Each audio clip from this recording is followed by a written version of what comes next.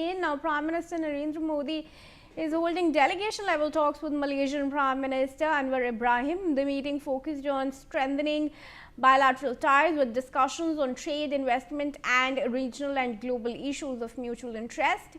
Both leaders reiterated their commitment to deepening the India-Malaysia strategic partnership. For context, this is Modi's third visit to Malaysia and he is a first since India and Malaysia elevated their ties to a comprehensive strategic partnership in August 2024. Interestingly, Malaysia is home to around 2.75 million persons of Indian origin, making it the second largest persons of Indian origin community globally and the third largest Indian diaspora worldwide, about 2.9 million. India's major exports to Malaysia include mineral fuels and oils, aluminium and related products, meat and edible offal, iron and steel, copper and related articles, organic chemicals, machinery and electrical equipment. Key imports from Malaysia include palm oil, mineral fuels and oils, electrical machinery and equipment, animal and vegetable fats and oils, and industrial machinery.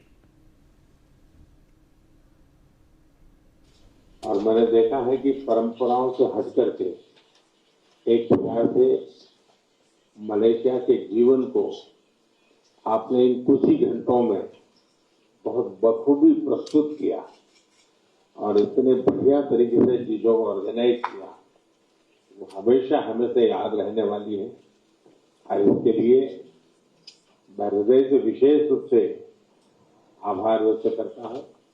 और एक मित्रता क्या होती है, मित्रता की ऊंचाई और गहराई क्या होती है, ये मैं पूरी तरह अनुभव कर रहा हूँ और इसके लिए मैं आपका बहुत बहुत आभारी हूँ। एक्सेलेंसी, मेरा सौभाग्य है कि प्रधानमंत्री के रूप में मुझे तीसरी बार मलेशिया आने का मौका मिला है और हमारी मित्रता ऐसी है कि आपके कार्यकाल में मुझे चौथी बार आपको मिलने का मौका मिल रहा है। ये भी अपने आप में हमारी गति और सक्रियता दिखाता है। बीते वर्षों में हमारे द्विपक्षीय संबंधों ने जो गति और गहराई प्राप्त की है, वो वास्तव में प्रेरणादायक है। इसमें आपके अमूल्य योगदान के लिए मैं हृदय से आपका धन्यवाद करता हूं। आज एग्रीकल्चर और मैन्युफैक्चरिंग जैसे क्लीन एनर्जी और सेमीकंडक्टर तक हर क्षेत्र में हमारा सहयोग गहरा रहा है। स्किल डेवलपमेंट और कैपेसिटी बिल्डिंग में भी हम अहम साझेदार हैं। हमारा रक्षा और सुरक्षा सहयोग भी लगातार मजबूत हो रहा है। एक्सेलेंसी, आसियान की सफल अध्यक्षता के लिए आपको एक बार फिर से मैं बहुत बहुत बधाई देता हूं। हमें भी